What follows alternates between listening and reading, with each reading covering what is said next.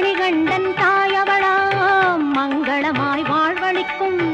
மணிகண்டன் தாயவளாம் சங்கரன் முதல் நாரணனும் பணிந்திடும் பரதேவதையாம் சங்கரன் முதல் நாரணனும்